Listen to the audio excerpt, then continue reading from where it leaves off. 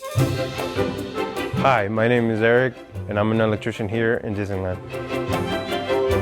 I work on all the attractions here on Fantasyland.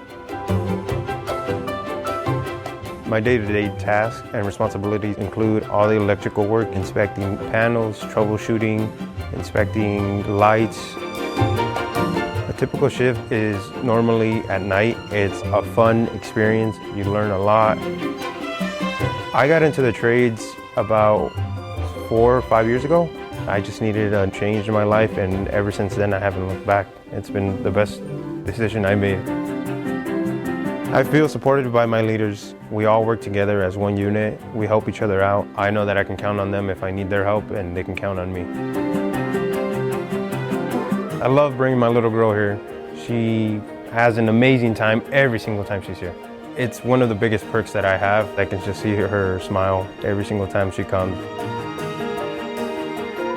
The most fulfilling thing about my job would be the amount of knowledge I'm getting. I'm just growing in my trade. I learn something new every day, whether that be a small thing or a big thing. It's been an amazing experience. Knowing that I work in one of the oldest attractions here at Disneyland, I know that I am part of history.